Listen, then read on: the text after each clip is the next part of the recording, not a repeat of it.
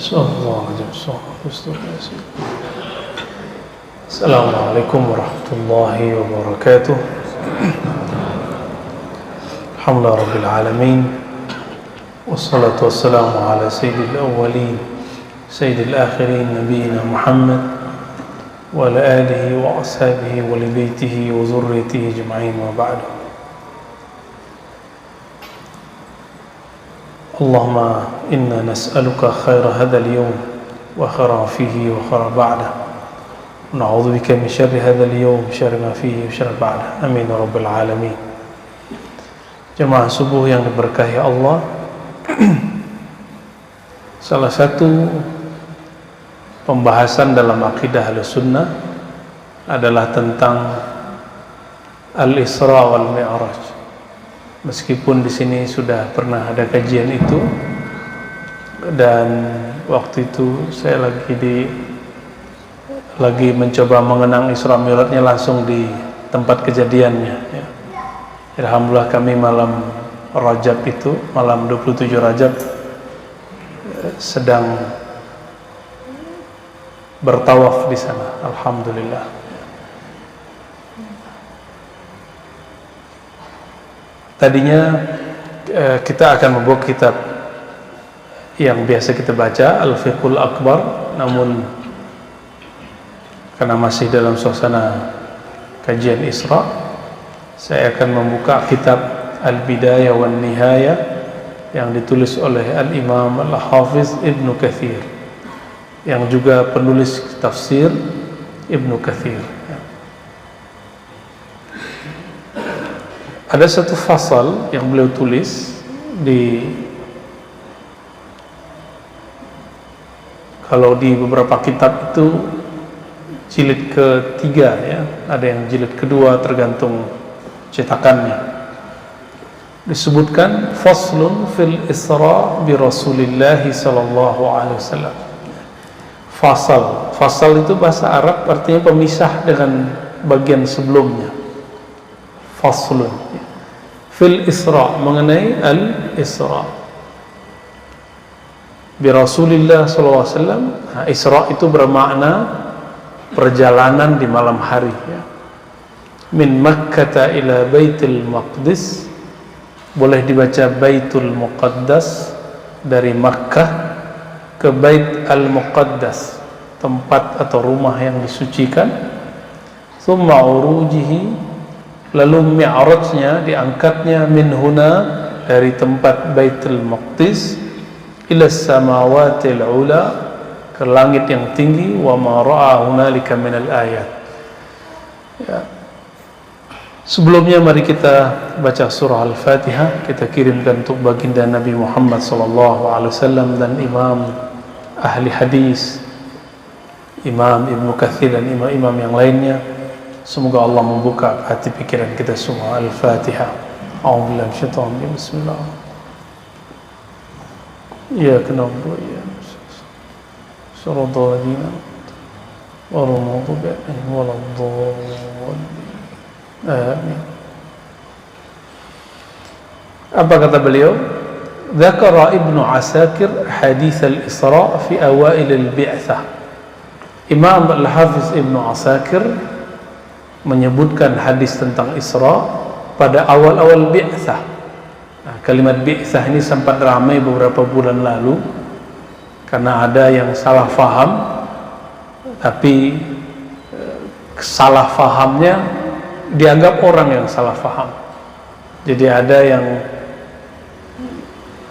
yang menentang sebuah kalimat di hadis bahwa Nabi SAW diangkat jadi Nabi, sedangkan Adam masih tercipta, masih belum dicipta, masih tanah dan air, ya. Seingat kejadian itu, beliau ditanya, kapan engkau jadi nabi, atau mata wajabat lakan nubuwah, kapan engkau diwajibkan, ditetapkan jadi nabi? Lalu dijawab di situ, kuntu nabiyan, aku sudah menjadi nabi, Adam masih tanah, masih ruh, ya. Tapi dia menyamakan bab ini dengan dirinya sebagai pengurus salah satu organisasi. Jika Nabi dulu sudah menjadi Nabi, saya juga sudah menjadi pengurus salah satu organisasi yang saya tidak yakin kok bisa organisasi itu menganggap orang seperti dia memahami Ahlus Sunnah dengan baik, ya. Tapi itu sudah terjadi, ya. Ternyata ada kesalahpahaman dalam dua hal. Pertama, mengenai ilmu Allah. Saya duduk di sini dengan Nabi Muhammad SAW jadi Nabi, dalam ilmu Allah sama. Tapi kejadian beliau jadi Nabi dan saya kemudian duduk di sini itu lain. Saya jadi apa hari ini itu lain, ya. Saya biasanya kalau ada orang ngajak debat sekarang hampir nggak pernah emosi. Tapi kalau dia menyamakan dirinya dengan nubuat Nabi Muhammad SAW, baru saya angkat suara, ya. Diajak debat pun udah nggak mau, udah malas debat saya, ya. Gak ada untungnya debat itu, kecuali dia datang di hadapan kita, ya. Debat itu mainan-mainan, ya kita masih muda banget lah, ya. Kalau sudah mulai mencicipi lazat halawatil iman, nikmatnya iman itu udah malas debat. Karena iman itu bab tasdik, bukan bab jidal. Imam itu bab kamu percaya, bukan kamu mempertanyakan suatu kepercayaan. Itu bedanya, ya. Ternyata ada kesalahan dalam memahami kata bi'atsah, ya. Wa bu'itsa fil arba'in, ya. Nabi Muhammad SAW bu'itsa, dibi'tsahkan. Apa arti bi'tsah? Bi'tsah itu diutus sebagai Rasul. Sedangkan beliau sebagai Nabi sebelum bi'tsah. Beliau dibi'tsahkan, diutus sebagai Rasul umur 40. Sebagai Nabi bukan umur 25. Coba cari, tidak ada satu hadis pun yang menyebutkan beliau diangkat jadi Nabi umur 25. Kalau ada, pastikan hadisnya palsu. Yang benar dalam Sahih Tirmizi, Sunan Tirmizi, Darimi dan kitab-kitab yang lain, mata kunta nabiyan atau mata wajabat lakan nubuwah, kapan engkau ditetapkan sebagai nabi, kapan engkau menjadi nabi, itulah yang disebut nur Sayyidina Muhammad sallallahu alaihi wasallam, bahwa nur Nabi Muhammad SAW adalah awwalu ma khalaqahullah, ya, yang pertama Allah ciptakan. Itu dalilnya, ya, dari hadis tadi dimunculkan kalimat awwalu ma khalaqallahu nur Muhammad. Tapi kalimat ini bukan hadis, ya, itu hanya penjelasan daripada ulama-ulama kita. Jadi beda bi'tsah dengan nubuah, beda, ya. Kalau nubuat itu lebih kepada nur beliau, ya. Terus nubuat dapat risalah enggak? Nubuat itu dapat nubuat. Nubuat itu an-nubu'ah, pengkabaran, al-ilmu. Jadi kalau ada yang bertanya, apa risalah yang turun kepada Nabi Muhammad sebelum diangkat jadi Rasul, waktu masih jadi Nabi? Itu pertanyaan konyol. Ente nggak paham sama persoalan bahwa risalah itu ba'dal bi'tsah. Kalau nubuah tidak risalah yang diturunkan, tapi nubuat. Apa arti nubuat? An-naba, pengkhabaran, ya. Baik. Nah, Imam Ibnu Asakir menganggap hadis-hadis Isra itu terjadi di awal bi'tsah, awal beliau dibangkitkan, awal beliau diutus sebagai Rasul, ya. Lain dengan Imam Ibnu Ishaq, ya, zakaraha fi hadzal mawtin ba'da al-bi'tsah binahwin min 20 sinin. Imam Ibnu Ishaq yang punya kitab Al-Maghazi dan kitab tentang sirah, ya, beliau menulis tentang bi'tsah 10 tahun setelah diutus. Imam Baihaqi lain lagi, ya, menukil satu riwayat dari Imam Zuhri. Nah, ini sanadnya disebut sanadnya mursal. Qala usriya bi Rasulillah sallallahu alaihi wasallam qabla khurujihi ila al-Madinati bisana. Di riwayat Imam Baihaqi dari Imam Zuhri disebutkan Nabi Isra setahun sebelum hijrah. Apalagi di sini ya. Ada yang menyebutkan 16 bulan sebelum hijrah ya. Ada yang menyebutkan Zulqa'dah. Apa maksud kami menyebutkan riwayat ini? Bahwa mengenai waktu kapan Isra itu diperdebatkan oleh ahli hadis. Itu maksudnya. Namun dzakarna fi fadail syahr Rajab ya. Anna al-Isra kana lailatas sabi' wal 20 min Rajab ya. Kami menyebutkan, nah ini versi Imam Ibnu Katsir menukil dari Abdul Ghani bin Surur al-Maqdisi ya. Kemudian juga beliau menyebutkan dalam kitab Fadail Syahr Rajab bahwasannya Isra itu pada malam 27 Rajab ya. Jadi karena kalimat ini maka mayoritas ulama kita memilih untuk mengenang kajian Rajab itu pada malam 20 kajian Isra Mi'raj pada malam 27 Rajab ya.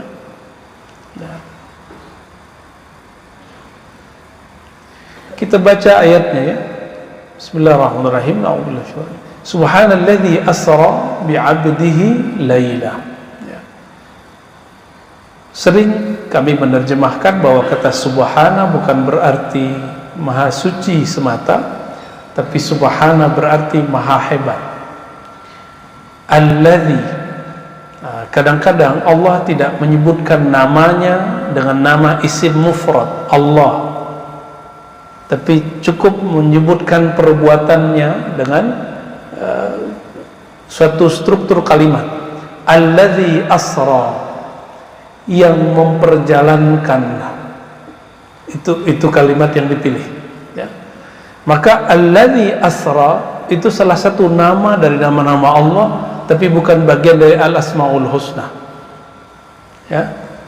Jadi kita boleh berzikir subhanalladzi asra bi'abdihi, itu boleh ya. Bi'abdihi. Nah, asra ada kata sara itu berjalan pada malam hari. Kalau asra af'ala, memperjalankan. Kalau sara saya jalan sendiri. Tapi kalau asra ada yang memperjalankan saya, kira-kira begitu ya. Lalu ada di situ kalimat bi'abdihi, bukan bi rasulihi, bukan bi nabiyhi. Apa kalimatnya di situ? Bi'abdihi, bukan bi waliyihi, bukan bi rasulihi. Ini kata kunci sebenarnya. Maha hebat Allah yang memperjalankan bi. Nah, bi di situ untuk taukid kepada orang yang benar-benar menjadikan dirinya hamba Allah, abdihi, hambanya Allah subhanahu wa ta'ala. Maka meskipun khususiyah, kata Imam As-Suyuti bahwa Al-Isra wal-Mi'raj itu bagian dari khususiyah Nabi Muhammad sallallahu alaihi wasallam, tapi siapapun yang dia berhasil menjadikan dirinya abdun min ibadihi, menjadi hamba Allah, maka rohaninya akan diperjalankan. Bukan pikirannya jalan-jalan, tapi ruhaninya diperjalankan Allah Subhanahu wa ta'ala. Oleh karena itu beberapa imam kita menulis tentang pengalaman rohaninya diperjalankan Allah. Bedanya baginda Rasulullah SAW biruhihi wa jasadihi, dengan ruh dan jasadnya. Ternyata ini juga bukan ijma' ulama. Ulama kita jumhur, mayoritas ulama meyakini Nabi Muhammad SAW diisra'kan dengan tubuh dan jasadnya. Pas kita cek di kitab, ternyata ada isra' dengan tubuh dan jasad, ada yang hanya dengan ruh saja. Jadi ada beberapa riwayat tentang Isra dan Mi'raj. Maka jika ada orang ngotot mengatakan Isra itu dengan ruh, tidak dengan jasad, oke, nggak masalah. Yang penting dia tidak ingkar mengenai mungkinkah dalam kudrat iradat Allah bahwa Isra Mi'raj dengan ruh dan jasad ma'an, bersamaan. Dalam akidah Islam mungkin nggak? Baru saja di kajian sifat Allah ada sifat kudrat dan iradat. Kudrat iradat. Apa makna kudrat? Kekuasaan, kemampuan Allah. Kemampuan Allah itu tidak dibatasi dengan logika manusia dan rasio manusia. Kekuasaan Allah ya sekuasa-kuasanya Allah. Saya mau tanya Bapak Ibu, sanggupkah Allah memperjalankan seorang hamba dengan jasadnya dalam waktu beberapa menit saja dari Mekah ke Madinah, dari Mekah ke Masjidil Haram, dari Mekah ke suatu tempat? Mungkin nggak? Dalam ilmu Allah, dalam kudrat iradah Allah mungkin? Ya. Jika itu mungkin, kenapa orang kemudian mempertanyakannya? Ya. Kenapa dulu Abu Jahal, Abu Lahab menolak Isra? Kalau lewat mimpi mungkin nggak dia tolak. Kalau Nabi SAW cerita, aku bermimpi malam tadi berangkat dari Masjidil Haram ke Masjidil Aqsa, mungkin nggak ada orang yang nolak?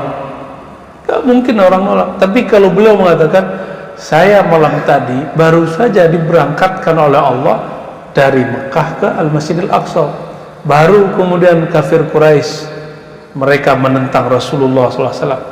Jadi ingkar kufar Quraisy, ingkarnya orang-orang kafir Quraisy terhadap Isra dan Mi'raj itu dalil sarih, bukti kuat bahwa Isra Mi'raj benar-benar dengan tubuh dan ruh sekaligus. Ya, begitu cara membangun rasionalisasinya. Itulah makna bi'abdihi, ya. Maha hebat Allah yang memperjalankan hambanya.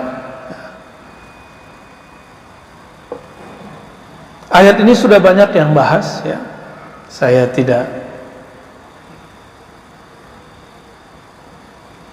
jelaskan secara eksplisit, tapi ada ulama kita memberikan makna-makna isyarat mengenai kata Laila. Sebenarnya Asra itu sudah pasti malam, tapi kok masih disebut kalimat Laila, malam, ya. Apa rahasianya? Rata-rata kejadian ruhani naik itu malam hari, ya. Oleh karenanya bagi orang-orang yang ingin rohaninya Allah naikkan, istiqomahlah beramal, menghambakan diri Lailah pada malam hari. Insya Allah di suatu masa rohaninya Allah perjalankan. Itu rahasianya, ya.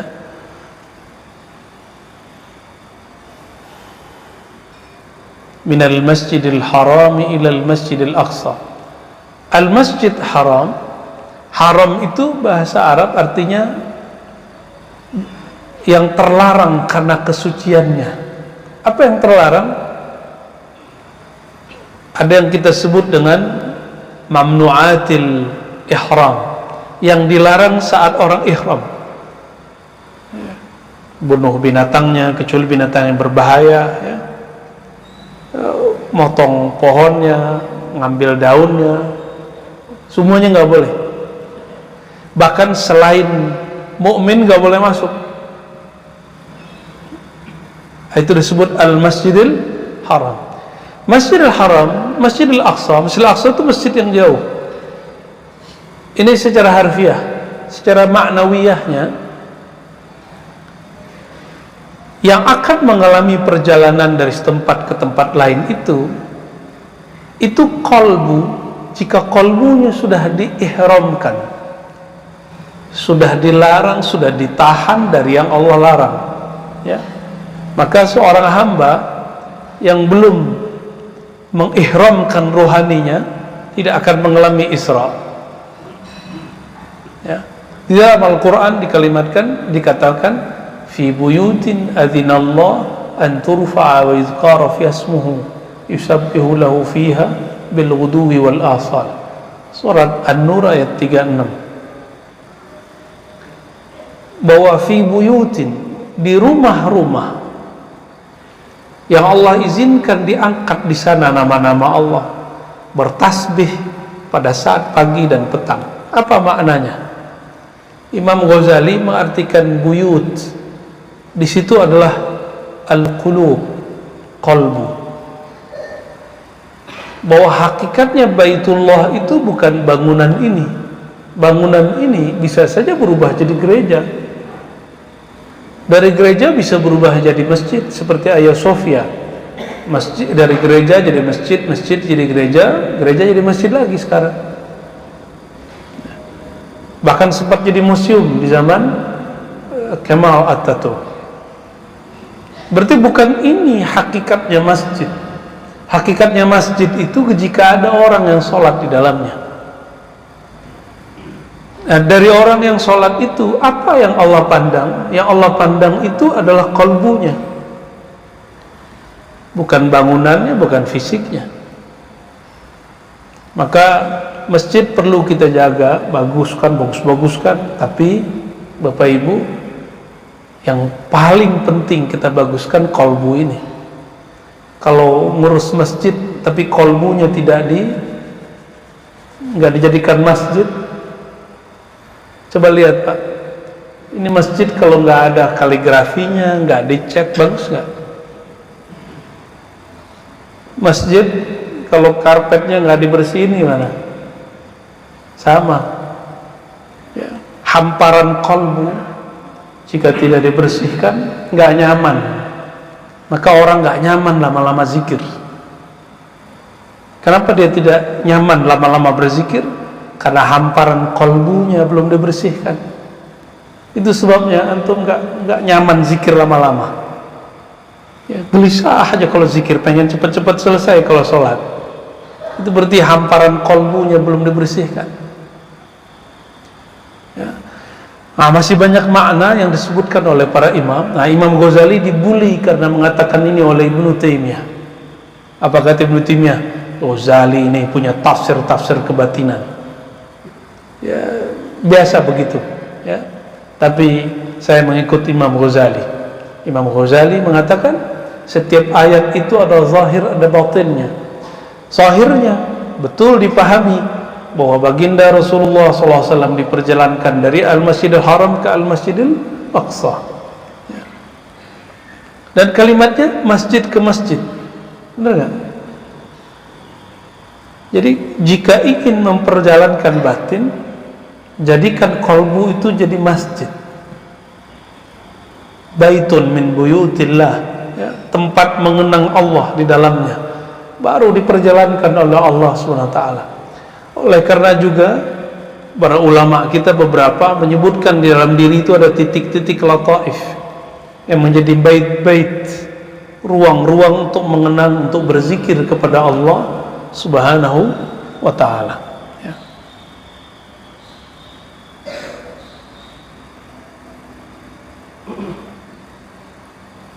Di saat baginda Rasulullah SAW ya, masih di Mekah, jadi pendek cerita, ulama kita tidak ada kata sepakat tahun berapakah beliau Isra Mi'raj. Namun ulama kita memilih sekitar tahun 3 tahun atau 2 tahun sebelum hijrah, ditandai dengan Amul Huzni, tahun kesedihan.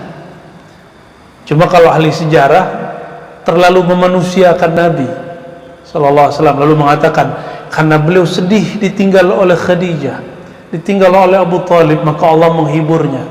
Bagi saya itu lebay ya. Amul Huzni itu sebutan dari ahli sejarah. Nabi Sallallahu Alaihi Wasallam tidak akan sedih-sedih amat dengan hal itu. Beliau sudah biasa sedih. Ayahandanya sudah meninggal, beliau masih dalam kandungan. Ibunya meninggal, umurnya masih 6 tahun. Sudah biasa dengan itu.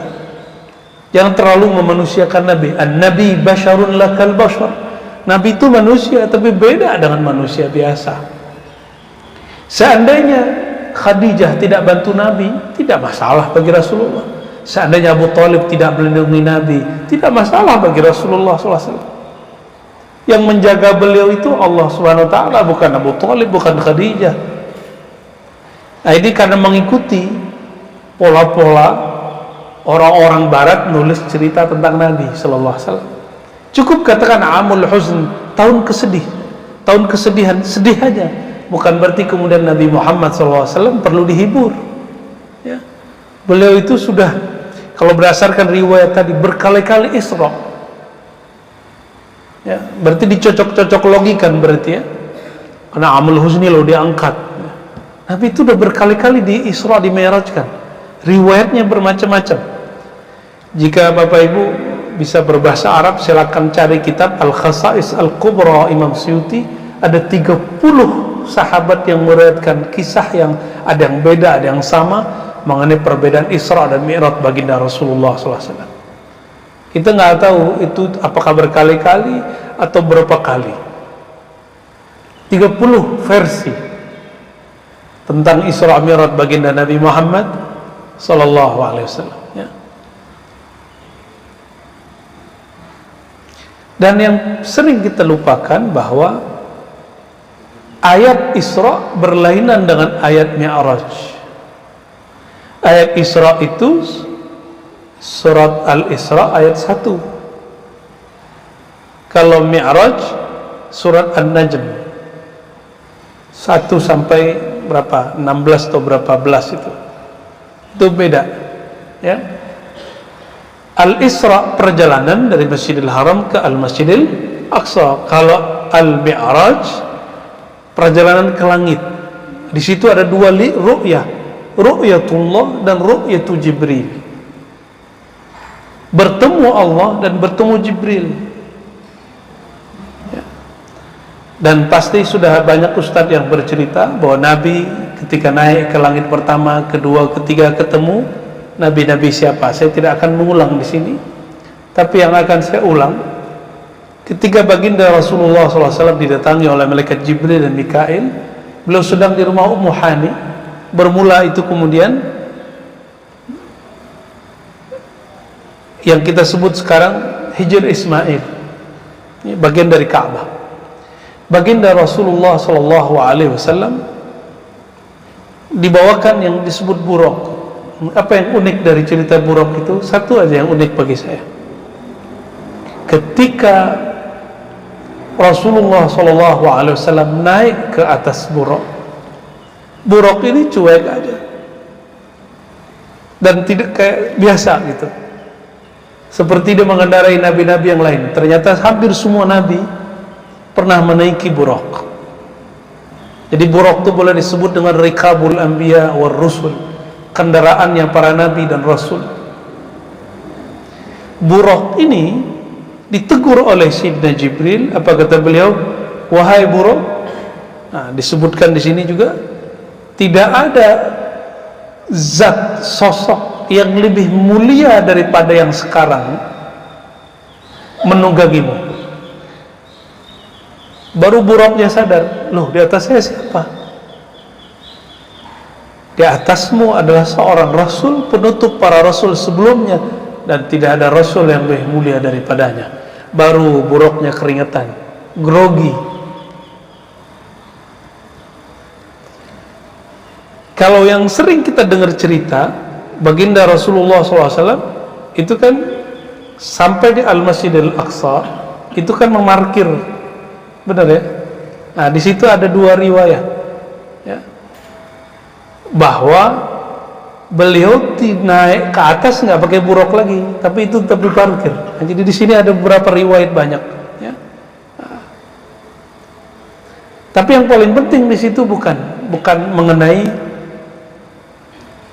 apakah beliau naik dengan buraq atau tidak, tapi ada suatu hal bahwa setiap langit itu ada disebut malaikatul hafazah, ada malaikat penjaga. Maka setiap kali beliau naik itu dijaga oleh seorang malaikat hafazah. Ternyata hafazah itu artinya penjaga, dan ada namanya malaikat-malaikat itu. Malaikat hafazah 1, langit kedua, ketiga, ya. Dan sayangnya di hadis Nabi tidak disebutkan nama-namanya siapa, ya. Nah, malaikat itu namanya unik-unik. Ada yang belakangnya pakai ya nun, karubiyun. Ya, ada yang pakai il, Jibrail, Mikail. Ada yang pakai mirip bahasa Arab, Ridwan, Harith. Ada yang dengan kalimat-kalimat pakai an. Tadi Ridwan, ada macam-macam. Ada yang pakai sa, Kandias. Macam-macam nama malaikat, ya. Dan itu menunjukkan fam mereka. Jadi mereka ini familinya apa gitu.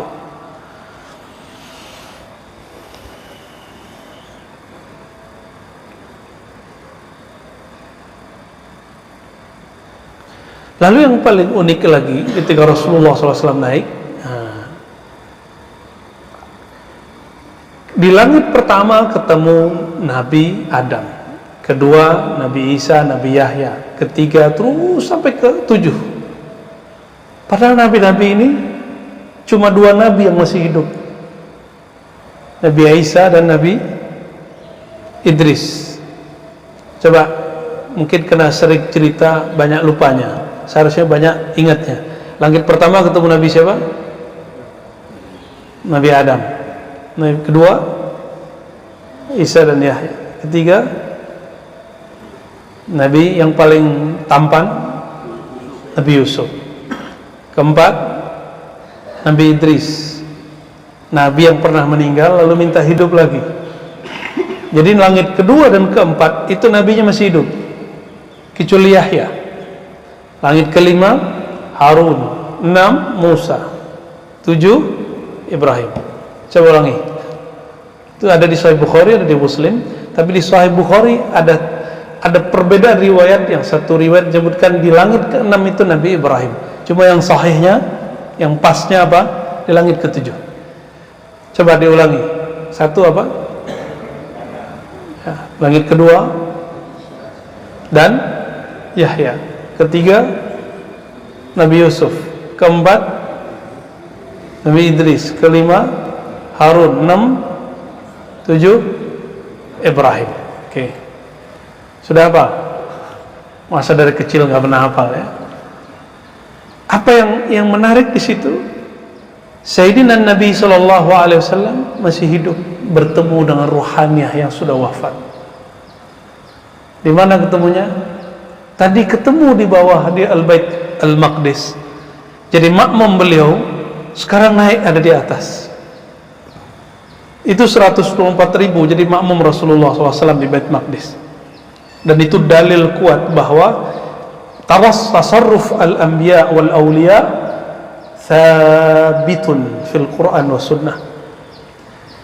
Bahwa para nabi, para rasul, para wali itu diizinkan Allah untuk beraktivitas meskipun mereka secara jasad sudah wafat. Ini dalilnya. Dan beliau jadi imam, makmumnya yang sudah meninggal. Nah, maka di situ ada masail, beberapa persoalan yang dikemukakan oleh beberapa masyayikh saya. Apakah para nabi itu Allah berikan jasad dulu, atau itu hanya ruh mereka? Jika diberikan jasad, artinya orang yang sudah meninggal mungkin saja Allah beri jasad. Jika yang kedua ruh, maka muncul kaidah berikutnya bahwa mungkin saja, bahkan boleh kita katakan sangat masuk akal jika ada ruh menjadi makmum daripada orang yang masih hidup. Yang sudah wafat mungkin saja ngambil faedah daripada yang masih hidup. Itu, ya. Dan di riwayat sebelumnya dikatakan Sayyidina Nabi SAW marartu bi qabri Musa, ya, aku melewati kuburan Sayyidina Musa dan dia sholat di dalamnya. Coba Bapak Ibu bayangkan, seorang nabi sholat padahal udah meninggal di dalam kubur. Itu sholat apa? Kalau kita sholat kan untuk cari pahala. Para nabi ini sholat apa nih? Ini masih sholat di kubur. Inilah sholat yang hakiki. Sholat bukan lagi cari pahala. Maka ulama kita, Imam Asy'arani menukil dari beberapa imam terdahulu bahwa ibadah itu ada dua motifnya. Ada orang beribadah karena taklif, karena beban, maka dia berharap pahala di situ. Ada yang kedua, ini yang tinggi. Inilah maqam anbiya dan aulia. Beribadahnya karena ta'rif, karena ingin tambah kenal kepada Allah SWT. Ta'rif dari arrafa yu'arrifu ta'rifan, menambah ma'rifat. Maka Imam Sya'rani menukil daripada masyayikh bahwa salatnya Nabi Musa di kuburnya itu namanya salatut ta'rif. Salat tujuannya ta'rif, mendekatkan diri kepada Allah, bukan lagi mencari pahala. Nah, harusnya kita gabungan ini, taklif dan ta'rif. Itulah maksud baginda Rasulullah SAW mengatakan ketika ditanya Sayyidah Aisyah radhiyallahu taala anha, kenapa engkau masih sholat padahal engkau telah diampuni? Apa jawaban beliau? Apakah tidak boleh aku menjadi hamba yang berterima kasih kepada Allah? Itu yang disebut dengan sholat ta'rif. Jadi Nabi SAW di saat orang tidur beliau sholat. Itu sholat ta'rif. Jadi jika Nabi Musa melakukannya ba'dal maut, Nabi Muhammad SAW melakukan qablal maut, sebelum meninggal. Sudah kelihatan perbedaan tingkat maqam mereka, ya. Itulah maksud Sayyidina Umar, mutu qabla an tamutu. Matilah kamu sebelum dirimu mati. Maksudnya, jika engkau sholat, kata Rasulullah SAW, sallu salatal muwaddi', sholatlah kamu seperti sholat orang yang akan berpisah. Itu namanya sholatut ta'rif. Jadi sudah ada semua panduan ini di dalam hadis-hadis baginda Rasulullah SAW. Sholatul muwaddi', sholatnya orang yang hendak berpisah, berarti dia ingin sangat dekat dengan Allah Subhanahu wa ta'ala. Naik ke langit 1, 2, 3, 4, 5. Di situ tadi ngobrol. Apa maknanya? Disambut, marhaban bin nabiy salih wal akh salih. Selamat datang wahai saudaraku yang soleh, nabi yang soleh. Terjadi dialog antara Nabi SAW yang masih hidup dengan para nabi yang mereka sudah wafat. Apa kaidah yang muncul di situ? Sangat mungkin terjadi mukalamah wal muhawarah, hiwar, dialog antara orang yang hidup dengan yang sudah wafat. Itu salah, itu dalilnya. Masuk akal? Kalau di akal antum nggak masuk, di akal Rasulullah masuk. Ya. Ingkar terhadap bab ini, ingkar kepada Isra Mi'raj, ini bahaya. Ya. Ada yang mengatakan, oh ini khusus buat Nabi. Mana dalilnya itu kalau khusus buat Nabi? Bahwa ini min khasais, bahwa kejadian ini naik dengan tubuh dan jasad dan ruhnya itu khusus buat Nabi, iya. Tapi ini menjadi kaidah bahwa orang yang hidup al-ahya mungkin dia berinteraksi dengan wafat, ini dalilnya. Ya.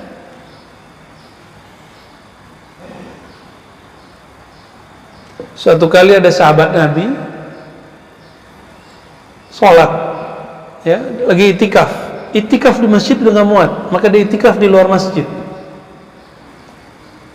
Ternyata di bawahnya ada bekas kuburan.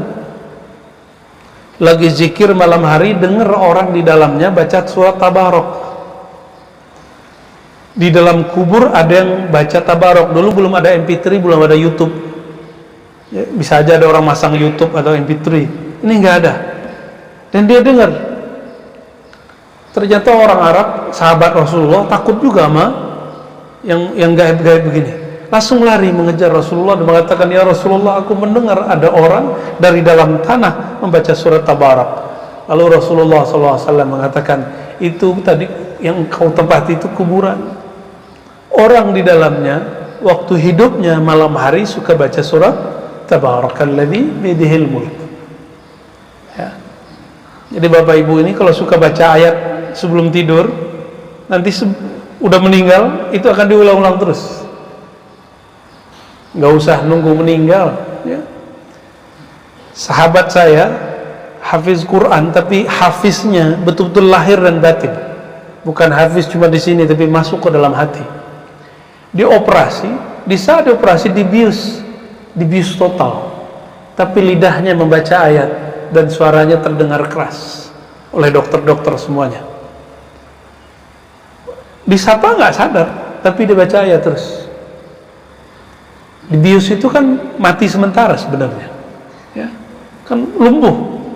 Tapi dia sudah biasa dengan Quran. Ya. Di Malaysia, Tuan Guru Jahid cerita kepada kami, ya, seorang mursyid ahli zikir di sana, muridnya sampai ke Uzbek, sampai ke Arab sana. Ya. Beliau mengatakan bahwa dulu ada sahabat saya, ya, dokter atau murid beliau itu apa? Dokter di rumah sakit Malaka. Itu punya pasien dari Indonesia, masalah jantung. Ketika ditangani, ini orang nggak sadar. Biasanya dokter itu kan ada alat ya untuk ngecek bunyi jantung, jantungnya gimana, bunyinya berdebar gimana, teratur atau tidak. Pas didengerin, itu jantungnya bukan bunyi duk duk, bukan. Yang bunyi apa? Yang kedengeran apa? Allah, Allah, Allah. Si dokter nggak percaya, dipanggil temannya, kamu dengerin ini bener nggak? Aku yang halu apa beneran? Didengerin ke temannya, kedengeran Allah, Allah, Allah. Nggak percaya, mereka tanya sama susternya, sama bidan-bidannya, sama perawat-perawat, jadi tanya, sama semua. Akhirnya si dokter ini jadi murid daripada syekh ini. Syekh ini berkubur di Depok sini. Saya nggak boleh sebut, nanti antum mengkultuskan dia. Ya. Ada daerah Depok sana ya, bagian agak udah perbatasan dengan Bogor ya. Jadi orang kalau sudah biasa dengan satu zikir, satu amalan, dia masih di dunia, kesadarannya hilang, itu zikirnya muncul. Zikirnya muncul ya. Kembali kepada baginda Rasulullah SAW. Nah, bagian akhir yang mau saya sampaikan, dalam ilmu riwayat, Sayyidina Nabi SAW mengambil ilmu dari Jibril. Ya, saya dapat ijazah Quran, ijazah talqin zikir, ijazah tariqah, sama dari Nabi Muhammad SAW, dari Jibril, dari Allah. Tapi kisah Mi'raj menyisakan pertanyaan besar. Sayyidina Jibril hanya mampu sampai Sidratul Muntaha dan tidak diperkenankan naik lebih ke atas itu, karena jika dia naik tubuhnya hancur, kebakar. Jadi Sayyidina Jibril itu masih punya tubuh, disebut tubuh nuraniyah, tubuh cahaya. Sedangkan tubuh kita tubuh turabiyah. Jin itu tubuh nariyah, tubuh api. Semuanya dapat tubuh ya. Jadi masing-masing ada tubuhnya. Tubuh Sayyidina Jibril, tubuh cahayanya yang bersayapkan 300 kanan, 300 kiri, berarti kalau digabung berapa? 600. Dan Sayyidina Nabi SAW 2 kali melihat. Waktu pertama dapat wahyu, dan yang terakhir waktu di Sidratul Muntaha. Wa laqad ra'ahu nazlatan ukhra, surat An-Najm. Baginda Rasulullah SAW bertemu kembali melihat Jibril pada nazlah, posisi yang lain. Itu yang kejadiannya. Tapi sudah Jibril dengan sayapnya 300 kanan dan kiri, berarti 600, tidak diperkenankan tembus ke arasy Allah SWT. Di situ kemudian kita tahu bahwa Sayyidina Jibril adalah wasithah risalah ya, perantara risalah, tapi bukan perantara nubuwah Secara nubuat Rasulullah SAW langsung terima dari Allah, tapi secara risalah beliau mesti lewat Sayyidina Jibril, karena ada syariat di situ. Nah, maka ulama-ulama ahlul haqaiq mengatakan dalam ilmu syariat Sayyidina Muhammad SAW dari Jibril, dari Allah. Dalam ilmu haqaiq Nabiuna Muhammad SAW langsung kepada Allah, dan itulah dalil Mi'raj. Ketika Mi'raj langsung dari Allah Subhanahu wa ta'ala, maka pertanyaannya, lebih mulia Sayyidina Nabi SAW atau Sayyidina Jibril? Dan ini juga dalil bahwa tidak mesti orang yang lebih mulia selalu jadi guru. Kadang-kadang meskipun dia lebih mulia, lebih tua, dia mesti berguru kepada yang lebih muda. Sayyidina Nabi SAW ngambil ilmu juga dari Jibril, meskipun Sayyidina Jibril diciptakan itu setelah sekian ribu tahun dari Nur Muhammad SAW, ya. Jadi arsy Allah itu dicipta dalam kitab Sirrul Asrar Syekh Abdul Qadir Jilani 4000 tahun cahaya setelah Nur Muhammad SAW. Nah, Sayyidina Jibril setelah itu, jadi nggak ketemu dengan Allah Sayyidina Jibril. Jadi Sayyidina Jibril kalau dapat kalam dari Allah, itu kalam sudah bertajalli menjadi huruf dan suara, bukan kalam yang zati yang kita bahas pada pertemuan-pertemuan bulan lalu, bahwa Allah berkalam bila harfin wala sautin, tanpa huruf dan suara. Yang dapat tanpa huruf suara itu cuma baginda Nabi Muhammad SAW dan Sayyidina Musa, ya. Selebihnya berhuruf dan bersuara, ya. Berdasarkan ini semua, Bapak Ibu yang bukan Allah, ya, salah satu akidah kita Ahlussunnah wal Jamaah, kita meyakini meskipun ada perdebatan, tapi perdebatan itu sudah selesai. Isra Mi'raj benar terjadi pada jasad dan ruh baginda Rasulullah SAW. Dan riwayatnya menyebutkan bahwa Isra dan Mi'raj terjadi lebih dari sekali, ya. Berapa kali? Wallahu a'lam bis-shawab. Dan ini juga menunjukkan bahwa orang yang hidup bisa memberi manfaat kepada yang wafat. Orang yang hidup dapat berkomunikasi dengan yang sudah wafat. Dan ini juga menunjukkan bahwa Nabiuna Muhammad SAW lebih mulia daripada Jibril, tapi tidak menghalangi beliau untuk mengambil ilmu dari Sayyidina Jibril. Semoga Allah Subhanahu wa ta'ala membimbing kita semua untuk lebih kenal kepadanya, lebih cinta kepada Rasulnya sallallahu alaihi wasallam. Qul in kuntum tuhibbuna Allah fattabi'uni.